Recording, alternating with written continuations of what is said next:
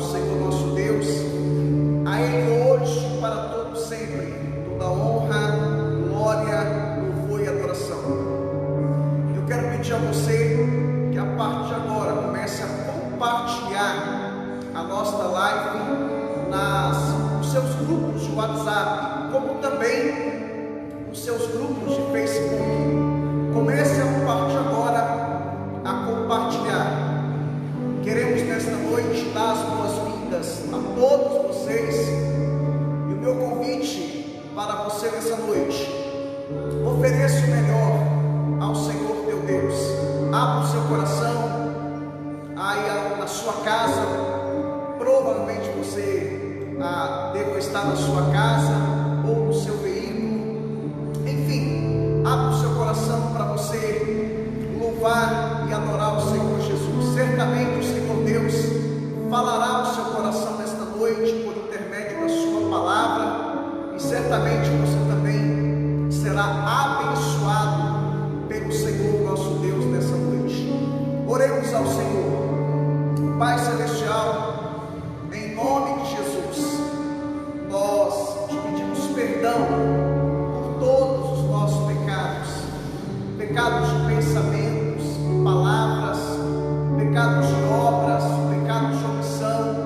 Enfim, Senhor, te pedimos perdão por todos os nossos pecados. Purifica-nos, Senhor Jesus, com o teu precioso e poderoso sangue. Receba o nosso louvor nesta noite. Receba a nossa adoração nessa noite. Fale conosco, Senhor, por intermédio da tua palavra, e abençoe o teu povo nesta noite. É o que nós te pedimos e oramos com ações de graças em nome de Jesus. E todo o povo de Deus diga amém.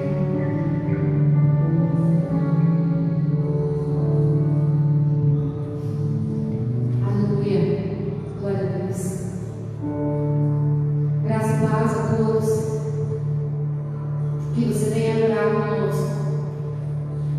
Que você possa se despir de tudo aquilo que você é, de tudo aquilo que você mostra para as pessoas,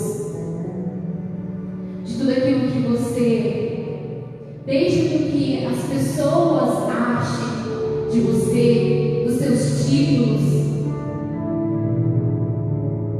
e se mostre diante de Deus.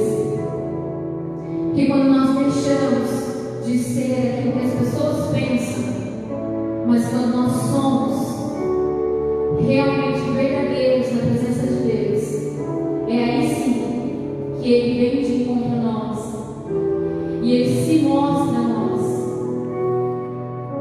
Então, se rasgue na presença de Deus,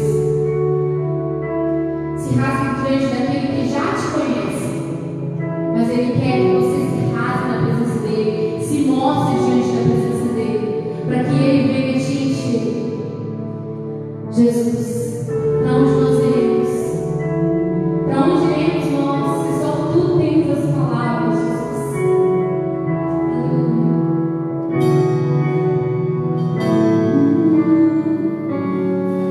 E aonde eu irei, Senhor?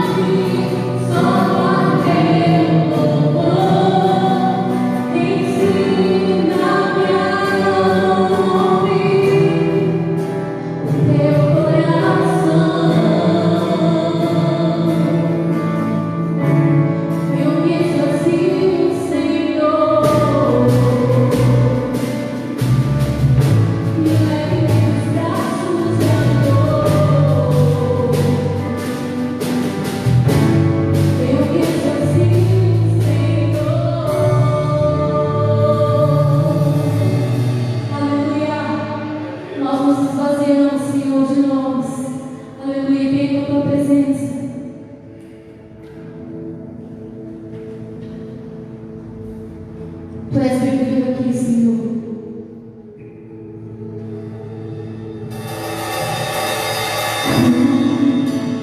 És bem-vindo aqui em nosso coração.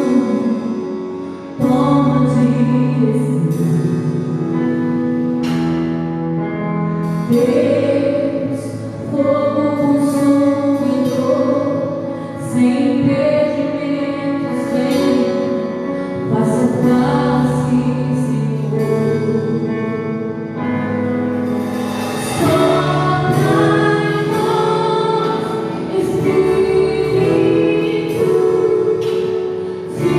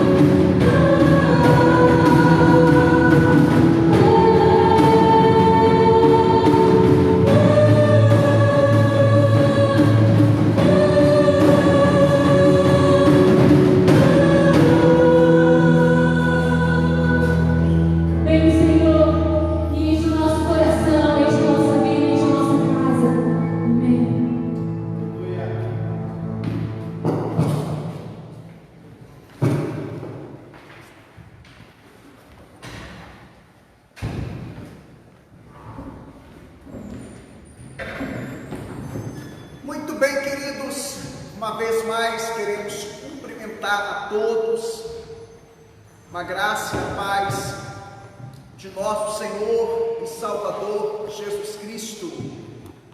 A Ele hoje, para todos, toda honra, glória, louvor e adoração. Muito bem, hoje nós estamos concluindo uma série de pregações. Estamos falando sobre o princípio da generosidade.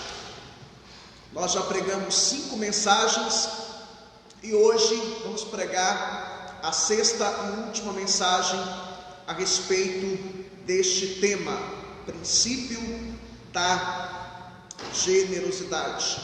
Portanto, se você que ainda não ouviu as pregações anteriores, é só você entrar no nosso canal no YouTube e você vai poder assistir as pregações anteriores, princípio da generosidade, parte 1, parte 2, parte 3, parte 4, parte 5 e hoje a parte final. Quem sabe essa série de pregações não vai virar um livro? Quem sabe? Bom, vamos então encerrar essa série de pregações hoje. Abra comigo a sua Bíblia, por favor, na 2ª carta do apóstolo Paulo, 2ª carta do apóstolo Paulo aos Coríntios, no seu capítulo 9, a partir do versículo 11 até o versículo 15. 2ª carta do apóstolo Paulo aos Coríntios, capítulo 9, a partir do versículo 11 até o versículo 15, assim diz a palavra do Senhor nosso Deus. Em tudo sereis enriquecidos para toda a generosidade, a qual Deus faz que por nós se deem graças a Deus. A ministração deste serviço não só supre as necessidades dos santos, mas também transborda em muitas graças que se dão a Deus, visto que esta ministração prova que sois obedientes e seguis o Evangelho de Cristo. Eles louvarão a Deus e também louvarão a Deus pela liberalidade das vossas dádivas para com eles e para com todos, e orarão com grande afeto por vós, por causa da excelente graça que Deus vos deu. Graças a Deus pelo seu dom inefável. Muito bem, queridos, 2 Coríntios capítulo 8 e 2 Coríntios capítulo 9, Paulo gastou 2 capítulos para tratar de um assunto muito importante, um assunto muito relevante. Paulo estava levantando uma oferta especial para os irmãos pobres de Jerusalém. Paulo já tinha ordenado as igrejas da Galácia.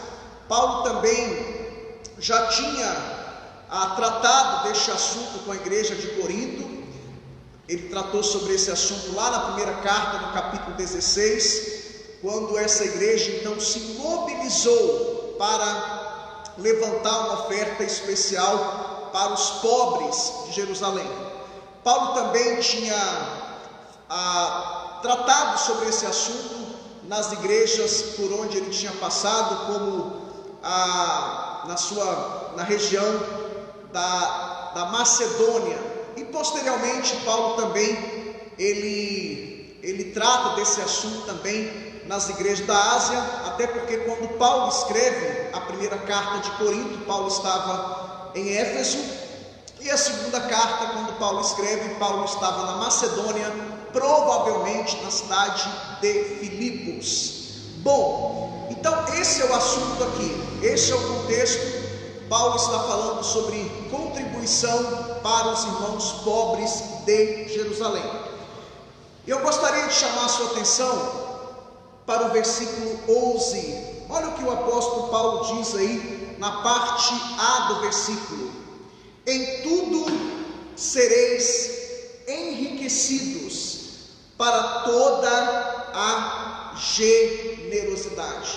Você deve se recordar que Paulo, a partir do versículo 6, da segunda carta, capítulo 9, versículo 6 até o versículo 11, Paulo está usando uma metáfora, uma analogia, uma figura de linguagem, a figura do agricultor, do lavrador que semeia as suas sementes. E Paulo está comparando aqui a oferta como lançar sementes. E Paulo diz também no versículo 10 que você não só está plantando no seu terreno, no seu campo, mas também no terreno, no campo alheio. E Paulo também diz no versículo 10 que Deus só dá semente, Ele dá semente para aquele que semeia. Ou seja, nunca vai faltar provisão de Deus para quem é generoso. Essa é a ideia do verso 10. E no verso 11 Paulo está fechando essa metáfora.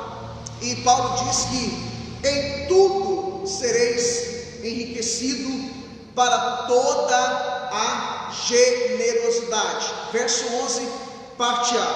A ideia aqui é que Deus, Ele aumenta as riquezas para que elas sejam usadas para a sua glória e para o bem dos homens.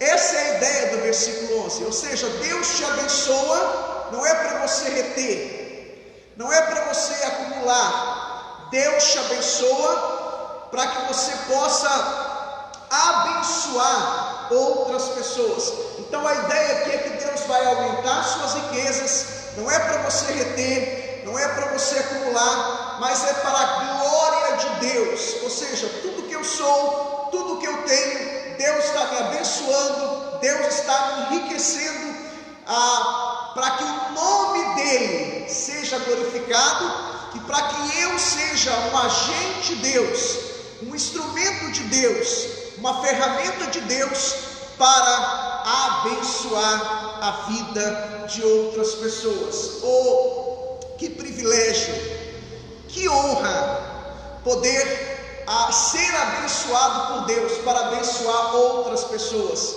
Que privilégio, que honra ser um canal, um veículo, uma antena, um receptor, uma ferramenta, um instrumento de Deus para abençoar a vida de outras pessoas. E quando você faz isso, quando você abençoa a vida de alguém, automaticamente, instantaneamente, o nome do Senhor é glorificado. Bom, chama a sua atenção ainda para o versículo 11, a parte B do versículo. Olha o que Paulo diz aí na parte B do versículo: a qual faz que por nós se deem graças a Deus. A ideia aqui, irmãos, é que Deus nos abençoa para que em tudo possamos dar graças a Deus por suas bênçãos. Você não é abençoado porque você é uma pessoa inteligente, porque você é uma pessoa sábia, por causa da sua capacidade. Tudo é para você entender, não sei se é o termo correto, mas é a ideia de que Deus me abençoa para que eu possa agradecer a Ele em tudo. Ou seja, devemos agradecer sempre ao Senhor por suas bênçãos. Quantas pessoas são ingratas? Quantas pessoas, o simples fato de você estar me ouvindo agora, me assistindo agora, já é um motivo, já é uma razão para você dizer muito obrigado, Senhor. Há um costume que eu tenho desde criança. Eu me lembro que eu, com 7 anos de idade, eu já tinha essa prática. Aliás, desde que eu me entendo por gente, eu me lembro que eu fui ensinado pela minha mãe sempre orar, agradecendo a Deus pelas refeições.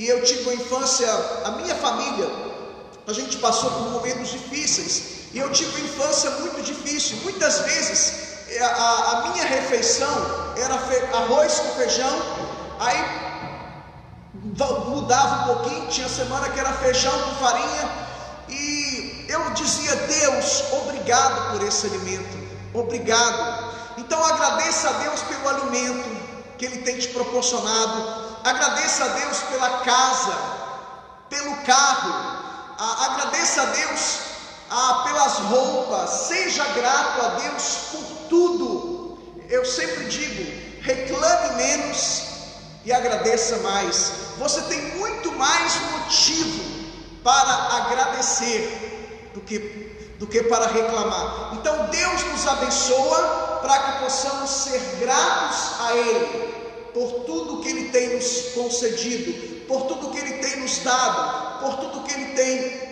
nos proporcionado. Então devemos sempre agradecer ao Senhor pelas bênçãos derramadas sobre as nossas vidas. Eu sou de uma época, quem é crente há muitos anos, a maioria aqui é berço evangélico, né? Estou vendo aqui os judeus não, né?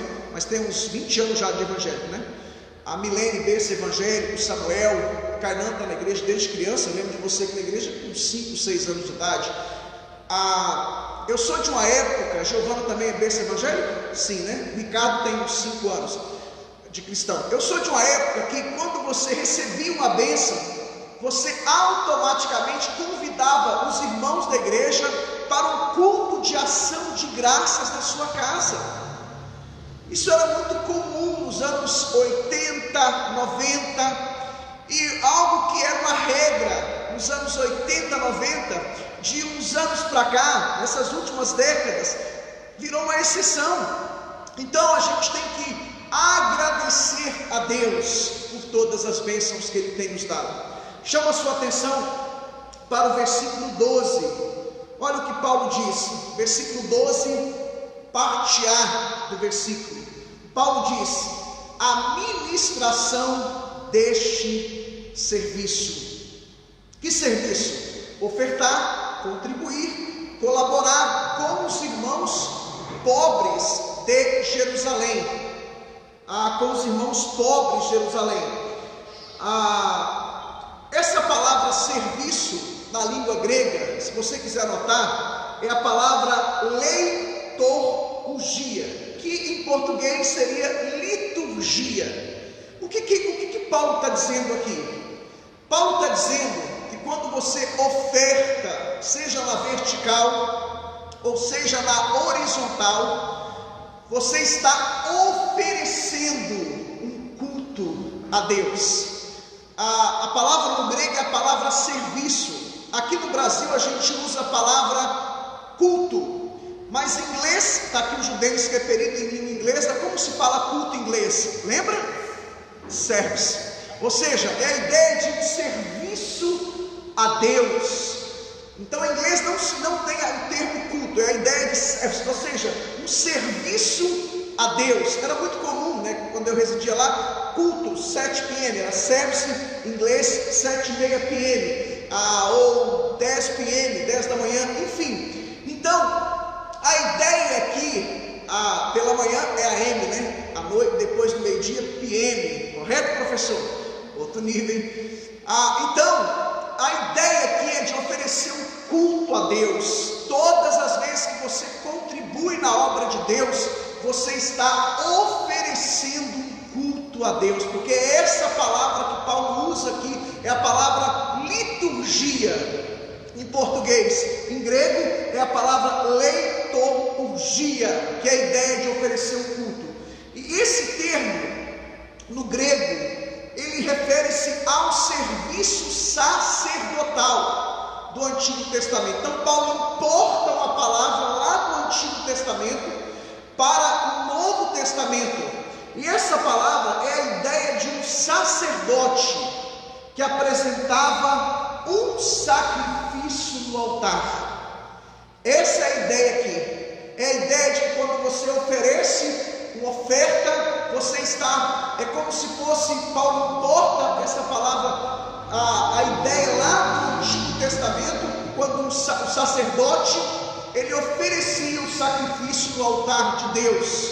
É claro que no Novo Testamento nós sabemos que a lei cerimonial ela foi revogada, ela foi abolida por Cristo, e isso não é necessário mais. Paulo está usando esse exemplo aqui para dizer que quando nós levamos a nossa oferta ao Senhor, ela torna-se um sacrifício, não um sacrifício literal mais, como era no Antigo Testamento, mas um sacrifício espiritual, conforme está em Filipenses capítulo 4, conforme está em Hebreus também, que a nossa oferta, o nosso louvor, a nossa adoração é um culto, é um sacrifício espiritual a Deus. Portanto, a partir de hoje, todas as vezes que você trouxer uma oferta ao Senhor, que você contribuir, seja na vertical ou na horizontal, oferte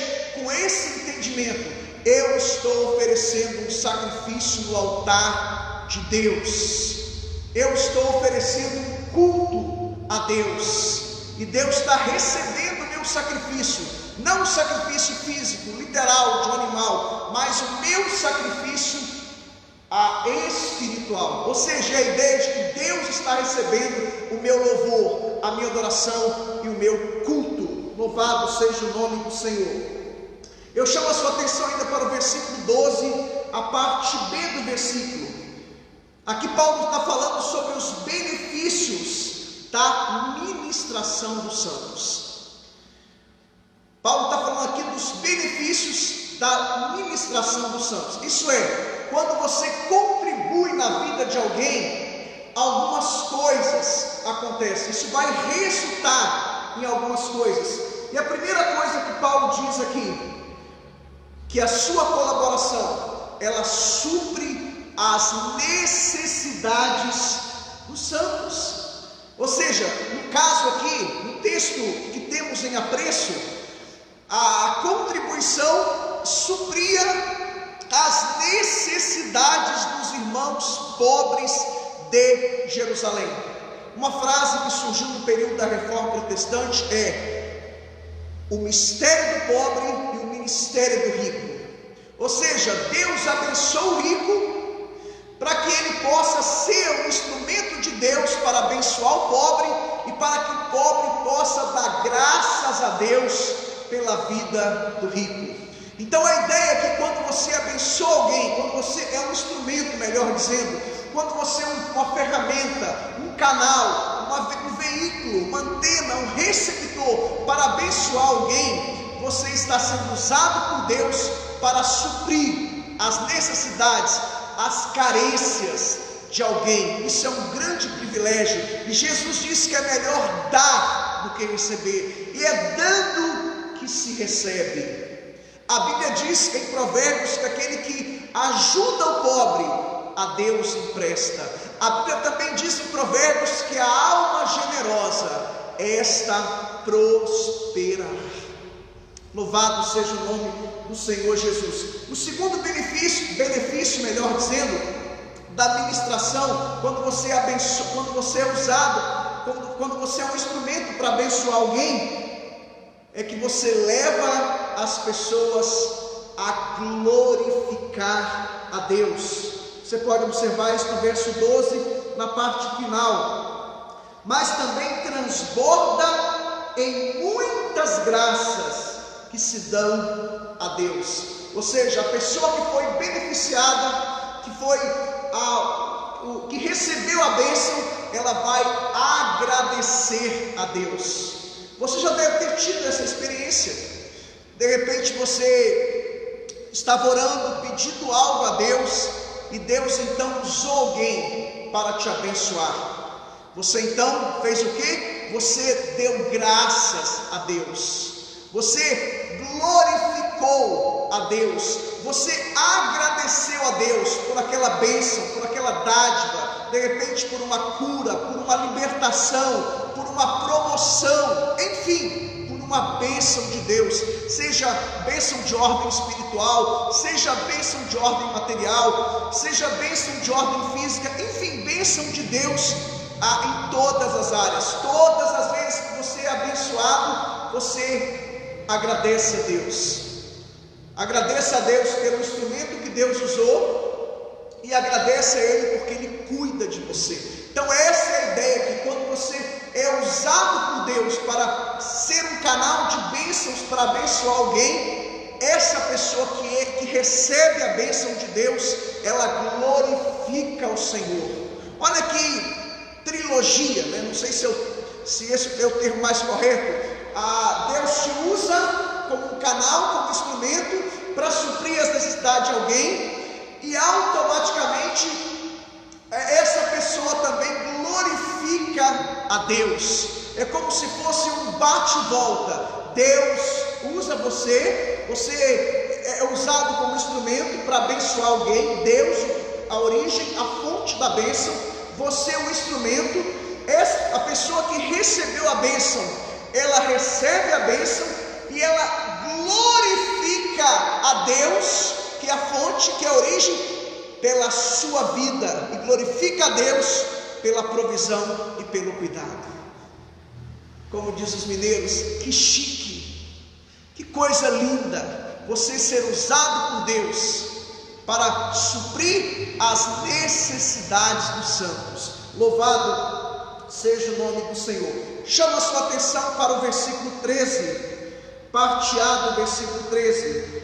Olha o que Paulo diz aí no versículo 13, a parte a primeira parte do versículo. Visto que esta ministração prova, olha o que Paulo diz, isso é muito interessante, que sois obedientes e seguis o Evangelho de Cristo. Parafraseando, contextualizando, o que Paulo está dizendo aqui? O que Paulo tinha em mente? O que Paulo queria dizer com isso? Para Paulo, o conceito de Paulo, a generosidade é a evidência que nós de fato obedecemos o Senhor Jesus. Nós sabemos que a salvação não é pelas obras, a salvação é pela graça. A graça é a causa da nossa salvação.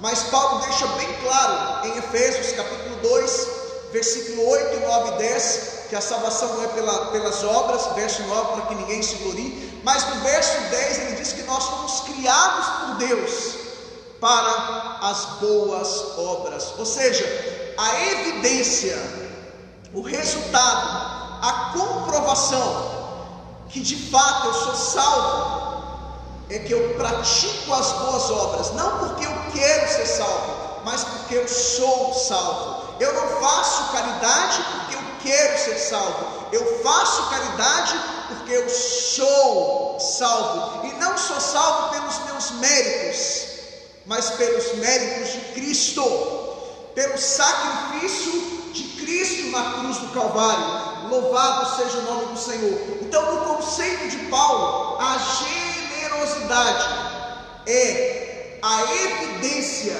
de que obedecemos a Deus. E olha só o que Paulo diz mais.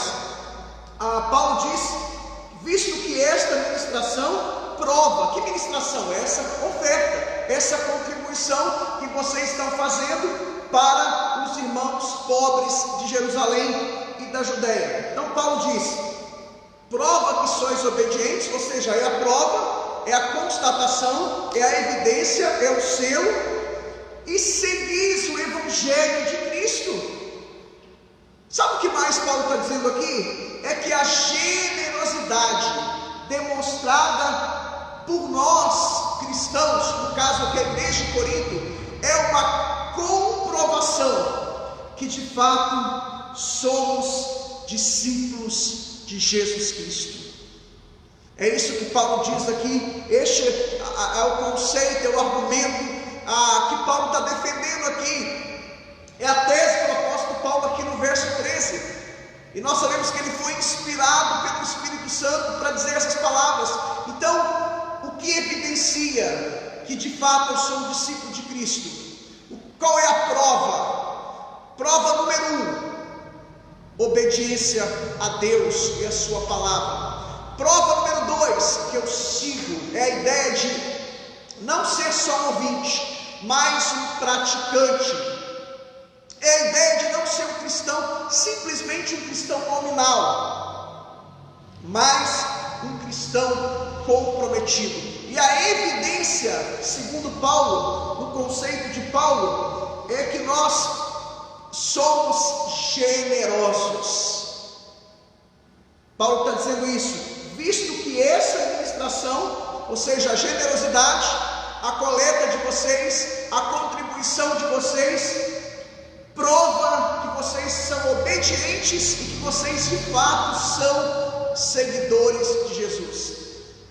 Você deve se recordar que lá em Atos dos Apóstolos, capítulo 11, quando o Evangelho chegou na Antioquia da Síria, aquela que era a terceira cidade mais importante do mundo, do Oriente Médio, aliás, da Palestina, do Império Romano, era a terceira maior cidade do mundo, com aproximadamente 500 mil habitantes. Quando o Evangelho chegou ali, o Evangelho começou a crescer pela primeira vez. Antes os cristãos eram chamados do caminho, ou seja, era o caminho de Cristo. Pela primeira vez eles foram chamados de cristãos. A princípio era um termo pejorativo. Por quê? Porque eles eram imitadores de Jesus. Eles imitavam a Cristo em tudo. Então, a evidência, segundo Paulo, que de fato nós somos cristãos, obedecemos a Cristo, somos seguidores de Cristo, é que nós evidenciamos isso com generosidade. Eu sempre digo, você não é o que você pensa, você não é o que você fala, você é o que você faz. Cristianismo não é blá blá blá, não é simplesmente falar eu sou cristão. Cristianismo envolve atos, atitudes, obras, prática, mudança de vida, de caráter. É eu evidenciar, não só com as minhas palavras, mas com as minhas obras, que de fato eu sou um cristão regenerado por Cristo Jesus. Louvado seja o nome do Senhor. Chama a sua atenção ainda para o versículo 13, a parte B do versículo. Olha o que Paulo diz: eles louvarão a Deus. Eles quem? Os judeus lá da Judeia. Isto é, quando esta oferta chegar para eles lá, eles vão louvar a Deus. Eles vão louvar a Deus. Por quê? Por causa de vocês. Paulo diz mais: e também louvarão a Deus pela liberalidade das vossas dádivas com eles e para com todos. Sabe o que Paulo está dizendo aqui? Que o que os cristãos de Corinto fizeram, aquela atitude de levantar uma oferta e enviar uma oferta para os cristãos pobres de Jerusalém, isso será um exemplo para todas as igrejas. E eles vão louvar o Senhor por isso. Eles vão agradecer a Deus por isso. Todas as vezes que você demonstra a sua espiritualidade, não só com palavras, mas com obras. Todas as vezes que você demonstra que você de fato é um cristão, todas as vezes que você colabora, que você ajuda, que você coloca a mão na massa, você se torna um exemplo para alguém. E Paulo diz aqui: vocês serão exemplo para todos. Todos quem aqui? É a ideia de judeus e gentios. Sempre que você lê na Bíblia gentios, significa não judeus. Ou seja, Paulo está dizendo: vocês serão exemplo para as igrejas da Judeia, para os judeus e também para os gentios convertidos ao cristianismo. Vocês serão exemplo para as igrejas da Judéia, para as igrejas para a igreja de Antioquia da Síria, para as igrejas da Galácia do Sul, serão exemplos para as igrejas da Macedônia, para as igrejas da Ásia, para as igrejas de Roma. Ou seja, vocês serão exemplo. Por quê? Porque vocês não só falaram, não só prometeram, mas agiram, tiveram atitude. E muitas vezes, irmãos, a nossa fé é uma fé teórica. Muitas vezes uma expressão que eu ouvi de um pastor uma vez: fulano de tal promete o sol e a lua, mas não dá uma estrela. Muitas vezes é isso, cara, não, estamos juntos, o cara promete o sol e a lua, não, vamos fazer tal. Na hora do fogo, né, a pessoa está motivada, animada, empolgada, mas aí parece que a poeira baixou, parece que a bola começa a murchar e a pessoa, poxa, será que é isso mesmo? Então Paulo está dizendo aqui: vocês serão exemplo para todas as igrejas. Quando você pratica o seu cristianismo, isso se aplica não só na área financeira, mas em todas as áreas. Quando você evidencia o seu cristianismo com atos, atitudes, você se torna um exemplo. Eu sou de uma época que era muito comum, né, as pessoas falarem assim: fulano de tal é um crente paraguaio. A gente sabe, eu já fui no Paraguai, a gente sabe que no Paraguai tem muita coisa original, mas a gente sabe que também existem produtos genéricos, réplicas, similares. Mas a ideia é: fulano de tal é um crente paraguaio, porque ele é um crente de segunda categoria, ele é um crente genérico, similar, réplica. Eu me lembro uma vez, eu tinha uns 20, 21 anos de idade, e de repente um amigo de infância, um cara muito inteligente, ele trabalhava numa loja, a loja A Paulistana, acho que ele trabalha lá até hoje, não sei. E de repente algumas pessoas entraram para debater com ele, para pregar para ele. E esse meu amigo, ele é um cara, como eu disse, eu acho que ele é um pouco cético até hoje. Eu acho que a gente tem um bom tempo que a gente não fala sobre religião, mas ele é um cara que sempre me respeitou e me admirou muito, um amigo de infância. E eu me lembro que dois amigos que eram cristãos, mas só de teoria, só de palavras, não viviam o cristianismo. E esses dois amigos começaram a debater, a querer pregar para ele, melhor dizendo. Ele falou: olha, dos nossos amigos, o único que eu aceito que venha pregar para mim é o Fabiano, porque o Fabiano, a gente vê uma mudança de vida. E por coincidência ou por propósito de Deus, não sei a razão, motivo, não passou 5 minutos e eu cheguei ali. E quando eu cheguei, ele falou: Fabiano pode pregar. E até hoje, quando eu vou à minha cidade de origem, Lajinha, ele fala: Fabiano, você é um cara que eu respeito, que eu admiro, discordo de você de muitas coisas, mas não discordo daquilo que eu ensino, daquilo que eu prego, porque ele não é um cristão. Ele diz: mas eu te respeito. Então tem muita gente que tem até conhecimento, mas tem muita informação, mas não vive o cristianismo, não tem vivência, não dá testemunho de cristão. E muitas vezes alguém que não tem tanto conhecimento, tanta informação, mas é alguém que vive o que prega, e prega o que vive. É alguém que tem caráter, que tem moral, que tem autoridade. E de repente essa pessoa chega, essa pessoa pode não ter até muito conhecimento, pode não ter muita informação, muita cultura, mas eu respeito por causa da sua vida, do seu exemplo. E no livro, não é no livro Bom Executivo, não é no livro Bom Executivo que eu li isso. 3 coisas que as pessoas esperam de você: exemplo, exemplo e exemplo. Você não é o que você pensa, você não é o que você fala, você é o que você faz. Então, no conceito de Paulo, quando você faz alguma coisa, quando você contribui, quando você ajuda, você vai ser tido como um exemplo para as pessoas. quando você pratica aquilo que você ensina, aquilo que você prega, aquilo que você crê, acredita. Tem não sei se foi o Dalai Lama que disse isso, creio que sim. Ele disse: eu creio no vosso Cristo, só não creio em vocês. Ou seja, no Cristo que vocês pregam e ensinam, eu creio, porque Ele de fato, Ele foi um exemplo. Mas os cristãos de hoje, Ele disse: eu não creio. Então tem muita gente que está assim: eu creio no vosso Cristo, mas eu não creio em você.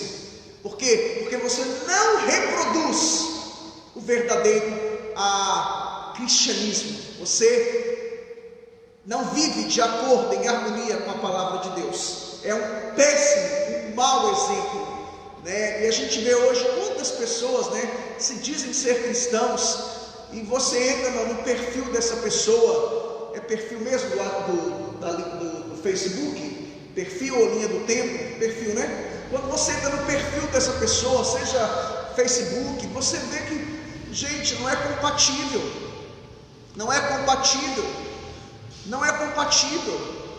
E o Facebook nos dá um diagnóstico das pessoas, né? Você entra lá, você sabe o que ela gosta, o que ela não gosta, né? Você tem Paul Washer diz que as suas postagens mostram quem é você. E muitas vezes cristãos agindo de forma incompatível nas redes sociais, cristãos lambendo ferida nas redes sociais, cristãos confessando derrota, fracasso. Não que o cristão não passe por provações, por lutas, por dificuldades, mas pensa comigo, se eu não for um cristão, eu fico vendo as suas postagens, e quando você vier me evangelizar, eu falo: mas você, que Deus é esse? Sua vida não é compatível, não faz sentido, não tem nexo. Então a gente precisa ser exemplo em tudo. Eu mesmo, sempre quando vou postar alguma coisa, eu penso, eu repenso, eu calculo, porque eu sei que vai ter uma repercussão muito grande. Eu sei que eu exerço influência sobre a vida de muitas pessoas, e muitas vezes as pessoas não têm noção, né? Não sabem nem o que estão curtindo, comentando. Eu me lembro uma vez, assim que eu fiz o meu Facebook, 2014, 2015, eu não tinha muita noção, né? Aí, quando você é novo, você dá mais erra do que acerta. Eu ia curtindo tudo, não sabia nem o que era, eu estava curtindo. Aí alguém falou assim: pastor, estou vendo aqui que o senhor curtiu isso, o senhor curtiu aquilo. Falei: curti, mas o que é curtir? Aí ele me explicou o que era curtir. Na minha cabeça, curtir naquela época era para mostrar aquela pessoa: ó, estamos juntos, uma coisa assim. Eu não me lembro bem do que eu pensava na época. Aí a pessoa: pastor, quando o senhor curte algo, significa que o senhor gosta, o senhor aprovou. Falei: nossa Deus, falei: tem a opção desse curtir? Ele falou: não tem essa opção desse curtir, mas você pode ir lá. Aí eu fui lá, não sei nem o termo que usa, e onde eu tinha curtido, eu tirei o trenzinho lá. Como é que chama o trenzinho lá, Jadê? Você que é perito em redes sociais. Tirei o joinha, isso. E a partir dali eu falei: Deus, não curto mais nada, não comento mais nada, porque você exerce influência sobre as pessoas. Aí quando essa pessoa, esse meu amigo me ligou, falou: pastor, cuidado, rede social já está começando agora. Eu falei: realmente, não tem nem 2 meses de Facebook. Isso foi em 2014, 2015. Então a gente tem que ter muito cuidado, porque nós estamos, como diz Hebreus, rodeado por uma nuvem de testemunhas. Como dizia Billy Graham, o mundo não lê a Bíblia, nós somos a Bíblia que o mundo lê. O mundo está na sua vida, o mundo está vendo o que você compartilha, o que você curte, o que você comenta, e as pessoas olham: essa pessoa não tem moral, não tem autoridade, não é exemplo. Então Paulo diz aqui: eles vão louvar vocês, as igrejas da Judeia, porque vocês vão se tornar exemplo para tudo e todos. Chama a sua atenção para o versículo 14. Olha o que Paulo diz aqui no versículo 14: e orarão com grande afeto por vós, por causa da excelente graça que Deus vos deu. Sabe o que Paulo está dizendo aqui? é que os cristãos de Corinto, eles fizeram essa obra por causa da graça de Deus. Então os cristãos de Jerusalém, da Judeia, eles vão orar por vocês com grande afeto, mas não porque vocês têm algum mérito, mas porque vocês entenderam a doutrina da graça. Por quê? Por que Paulo usa o termo aqui graça? Irmãos, havia uma barreira de separação entre judeus e gentios, e Jesus Cristo ele quebrou. E Paulo aqui, ele está fazendo meio de campo, como se diz na linguagem de futebol. Ele está sendo diplomata aqui. Por quê? Porque os judeus cristãos convertidos ao cristianismo, eles olhavam para os cristãos gentios, os gentios convertidos ao cristianismo, e não davam muita importância, não ligavam muito para eles, olhavam assim, tinha uma certa, a gente vê isso, né, quando Pedro abriu as portas para os gentios, e Paulo entrou e escancarou as portas. Lembra que Pedro, o judeu não comia com o gentio, e Pedro teve uma visão, aparecendo animais imundos, e lá em Levítico, Deus deu uma lista, Levítico capítulo 13 e 14, do que os judeus podiam e não podiam comer. Aí Pedro tem uma visão, e de repente, com animais imundos, impuros, e Deus fala, mata e come. Ele, Deus, eu não posso, eu sou judeu, eu não como isso. É como se o filho queria ensinar para o pai, né? Aí Deus fala, mata e come, porque não faça impuro aquilo que eu purifiquei, não faça comum aquilo que eu santifiquei. Ou seja, Deus estava dizendo para Pedro, eu estou abrindo a porta, eu quero te usar para abrir as portas para os gentios. Lembra quando Pedro, lá em Atos, Gálatas, Paulo fala sobre isso, Gálatas capítulo 2, versículo 11, a partir do verso 11, que ele repreendeu Pedro na cara. Isso lá em Antioquia da Síria, quando veio a comitiva da Judéia para visitar os cristãos de Antioquia da Síria. Aí quando Pedro chegou, quando os judeus chegaram, Pedro já estava lá, e antes dos judeus de Jerusalém chegar, Pedro estava comendo com os gentios. Aí quando os judeus cristãos de Jerusalém chegaram, Pedro mudou a postura, passou a não comer com os cristãos gentios. Aí Paulo o repreendeu na cara, face a face. Diz o texto que Paulo fez isso por causa da verdade do Evangelho. Ou seja, parafraseando, Pedro, você está sendo hipócrita. A sua postura antes dos judeus chegarem era uma, agora é outra. E a Bíblia diz que ele começou a influenciar até Barnabé ficou assim, dividido. E Paulo repreendeu na cara, por causa daquela atitude hipócrita de Pedro. Então, meus irmãos, o judeu também fazia oração todos os dias assim. O judeu orava assim: Deus, eu te agradeço por não ser um gentio, ou seja, um pagão. Eu te agradeço por não ser um escravo, e eu te agradeço por não ser uma mulher. Então, o judeu tinha preconceito com mulheres, com escravos. Mulher na cultura judaica era um objeto, você sabe disso, era uma cultura patriarcal, e gentio. Então o judeu orava: muito obrigado, Deus, por não ser um gentio, um pagão, por não ser um escravo e por não ser uma mulher. Aí Paulo, escrevendo aos Gálatas capítulo 3, versículo 28, Paulo diz que em Cristo todos são iguais, não tem essa diferença de mulher e homem, livre e escravo, judeu e gentio. E Paulo, escrevendo aos Efésios capítulo 3, 2,14 ou 3,14, Paulo diz que a barreira da separação entre judeus e gentios acabou. Porque lá no templo de Jerusalém, quando o gentio ia adorar, ele não podia entrar, ele ficava no átrio dos gentios, ou seja, um lugar secundário, separado. E Paulo diz: acabou. Nós temos agora, todos têm livre acesso à presença de Deus. Então Paulo diz aqui: olha, o fato de vocês colaborarem, contribuírem ajudarem, isso é uma graça, porque o povo que foi rejeitado, desprezado, menosprezado, é a ideia, vamos supor que o judeu me ofendeu, me magoou, me feriu a vida toda, e agora ele está passando, é só um exemplo, uma situação difícil, e Deus vai me usar para abençoar ele. Eu poderia dizer, eu sou o cara, eu tenho mérito, está vendo?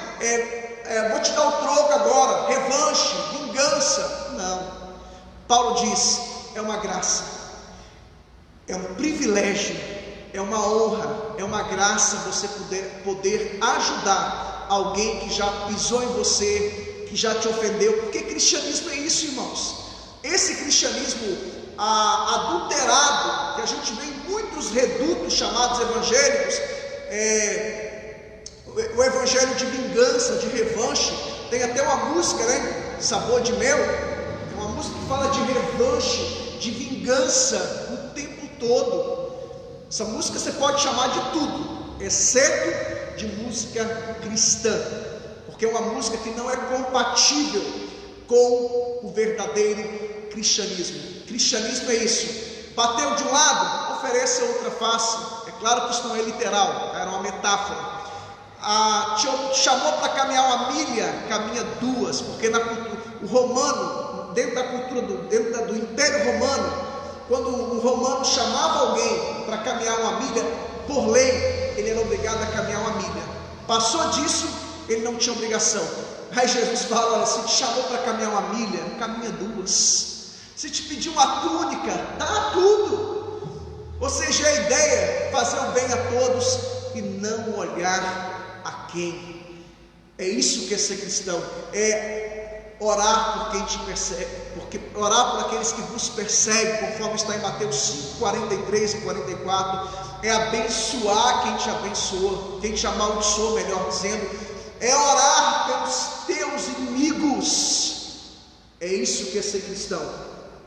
E Paulo conclui então dizendo no verso 14, isso é uma graça, é um privilégio, ou seja, nem isso eu mereço, mas Deus me dá o privilégio, a graça de poder abençoar alguém que me ofendeu.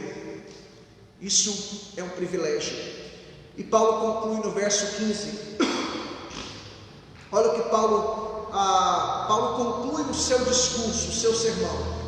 Ele gastou 2 capítulos para falar sobre contribuição, e alguém disse que falar de dinheiro em igreja não é legal, não é ético, e Paulo gastou 2 capítulos para falar de contribuição. Porque alguém disse, mas não é espiritual. Para Paulo era, para o maior apóstolo era. Olha o que ele diz no verso 15, e ele conclui aqui o seu sermão. Paulo resume aqui o seu sermão, a sua homilia, a sua prédica, dizendo, graças a Deus pelo seu dom inefável. O que Paulo estava dizendo aqui? Parafraseando, Paulo estava dizendo, ele estava resumindo o seu discurso, comparando o ato de ofertar dos crentes com o que Deus fez ao dar Jesus Cristo. Aí ele usa uma palavra aqui no grego, é como se Paulo estivesse tentando achar uma palavra para falar do que Deus fez por nós, de dar a Jesus Cristo o seu melhor. E Paulo não acha uma palavra na língua grega para descrever o que era aquilo, Deus dá o seu filho. Aí Paulo acha essa palavra, inefável. O que é isso? É como se Paulo estivesse dizendo assim, não há palavras para descrever, não há palavras no vocabulário grego, hebraico, aramaico, latim, que eram os idiomas falados na época, não há palavras no dicionário para dizer, para expressar o que Deus fez por nós. Ou seja, Deus deu o seu máximo quando entregou o Senhor Jesus Cristo a toda a humanidade. Portanto, tudo que você faz, seja para Deus na vertical ou para as pessoas na horizontal, é o mínimo do mínimo, um básico do básico, não é nada vezes nada. A Bíblia diz que nós somos servos inúteis. Recentemente eu fui conversar com uma pessoa, não, porque eu sou isso, eu sou aquilo, eu faço isso, eu deixo de fazer, eu faço aquilo, tal. Eu falei, querido, a Bíblia diz que você é um servo inútil. Tudo é a graça. Tudo é a graça. Servo era o conceito de um escravo. É a ideia de que, vamos contextualizar, é a ideia de que você é um serventão e ruim de serviço. Se você é bom, se você faz alguma coisa boa, como dizia o reformador João Calvino, é a graça de Deus na sua vida. Porque o ser humano, ele é mau, ele é inclinado para o mal. A gente é como se fosse um carro desalinhado. A gente sempre vai para o caminho errado. A gente sempre vai. E Paulo está escrevendo para a igreja de Corinto. Corinto era como se fosse a Las Vegas dos dias atuais. Se Atenas era a capital mundial da filosofia e da cultura, Corinto era a capital mundial da prostituição. Tinha até um termo que era corintianizar, que significa vamos fornicar, vamos adulterar. Quando alguém falava, eu sou de Corinto, você é daquele que pratica corintianizar? Tinha 1000 prostitutas cultuais no templo de Afrodite, numa montanha de mais de 500 metros na cidade de Corinto. Era uma cidade que tinha 2 portos, que recebia gente do mundo inteiro. Então o que Paulo está dizendo para eles aqui? Tudo é a graça de Deus na vida de vocês. Vocês não têm mérito nenhum nessa oferta, nessa contribuição, porque o ser humano é depravado. Corinto era a capital mundial da depravação. Era tudo liberal. Uma palavra que está surgindo agora aí, pansexual, já tinha lá em Corinto, já existia em Corinto. Corinto era uma cidade depravada em todos os sentidos. E Paulo conclui dizendo, tudo é a graça de Deus. Irmão, se não fosse a graça de Deus, aonde você estaria agora? Aonde você estaria se não fosse a graça de Deus? Portanto, você não tem mérito nenhum. E Paulo conclui esse sermão dizendo que tudo é a graça, e tudo que nós fazemos não é nada vezes nada, é o básico, o mínimo por diante do que Deus fez. Deus deu o máximo quando entregou o Senhor Jesus Cristo a toda a humanidade. Pega lá, judeus, lá maior, por favor, só para não perder o costume. Aleluia, ministério de louvor, louvado seja o nome do Senhor.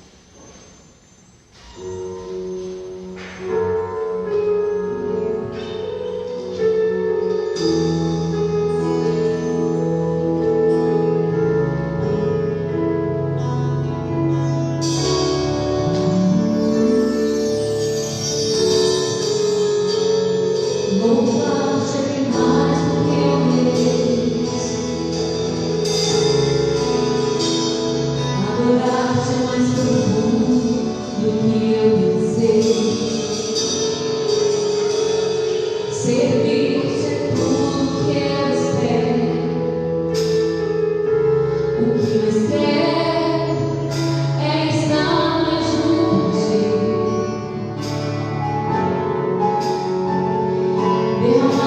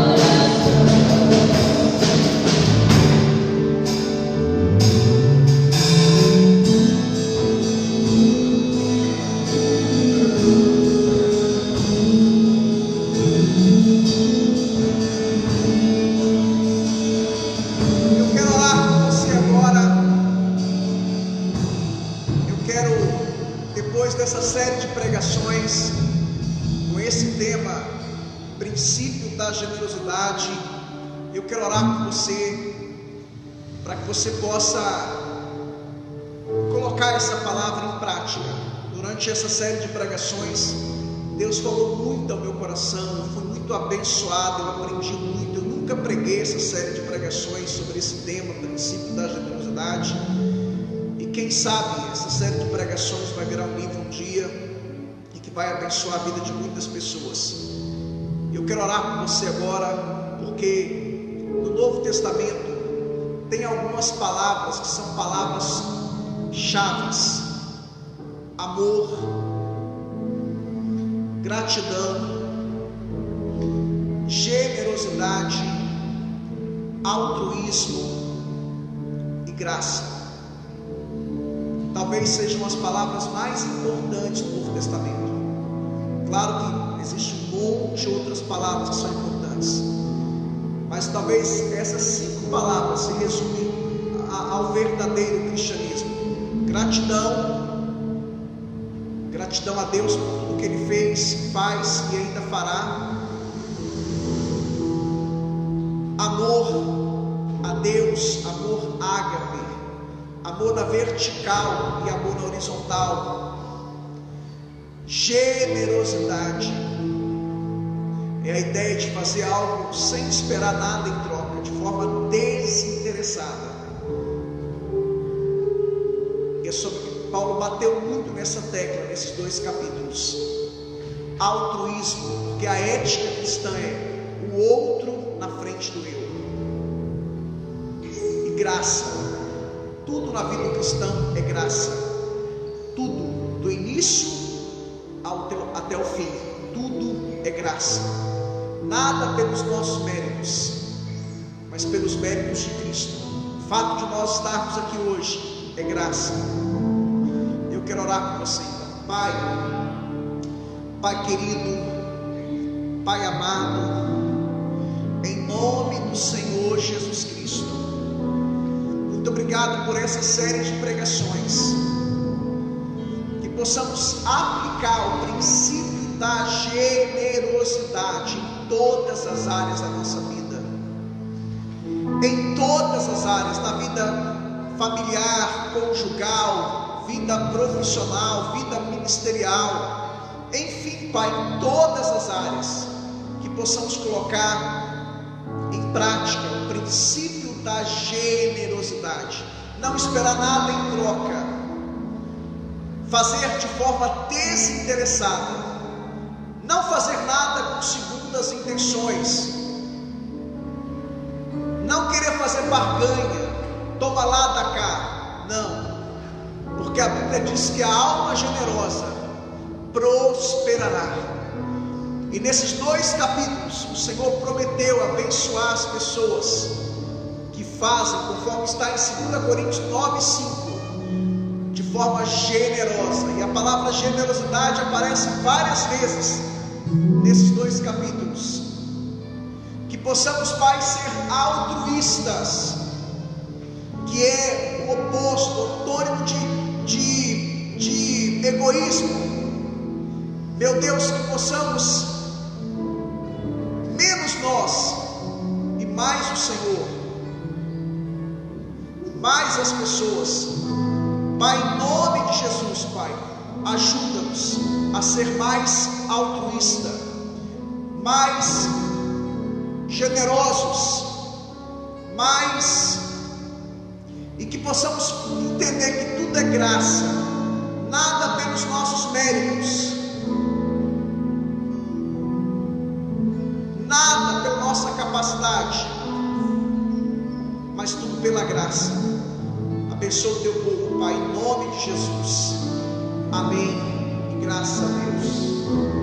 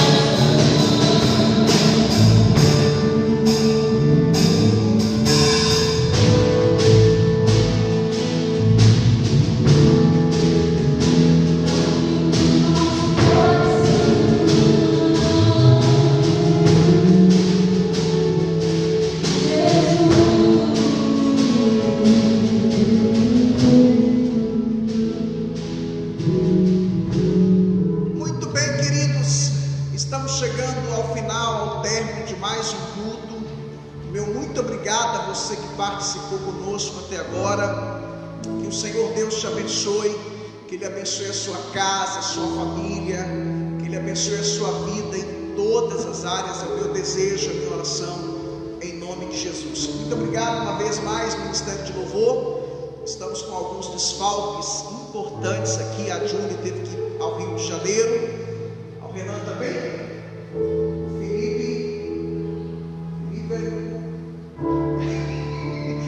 Felipe é outro motivo, né? Tipo, quis descansar hoje. Que fazem, Felipe. Mas o Deus está aí, o Deus é versátil, o Deus toca teclado. Aliás, faz quase todos aqui, né? Caio toca guitarra, teclado, bateria não, né? Mas toca baixo, Samuel também. Samuel toca tudo. Fernandinha, violão e contrabaixo. Muito obrigado, Ministério de Louvor. Muito obrigado, Ricardo, nosso policial e segurança voluntário. É uma graça tê-lo conosco aqui, tá? Ele sentiu no coração, né? Está sempre conosco aqui, é membro da igreja. E muito obrigado. Parabéns, Giovana. Giovana está completando 17 anos de idade hoje. O Senhor Deus te abençoe, tá? Ele te dê muita paz, saúde, felicidade, sucesso. Você continue sendo essa jovem dedicada e aplicada à obra do Senhor, tá bom? O presbítero Judeis esteja orando, finalizando e também dando a bênção apostólica. Amém, a bênção. Judeis é o nosso professor de inglês. Tá bom? Pray for me. Thank you so much. Vamos orar então. Senhor Deus Todo-Poderoso, Pai, muito obrigado, Senhor, por mais uma oportunidade que o Senhor nos deu. Obrigado por tudo que o Senhor tem dado em nossas vidas. Obrigado por este culto, Pai maravilhoso. Abençoa cada lar, abençoa cada pessoa aqui presente. Derrama, Senhor Jesus, abre as comportas dos céus e derrama bênçãos sem medidas em nossas vidas. Nós te pedimos, em nome do Senhor Jesus. Amém. Estenda suas mãos. Que a graça do nosso Senhor Jesus Cristo, o amor de Deus e a comunhão do Espírito Santo estejam com todos vós e todos digam amém.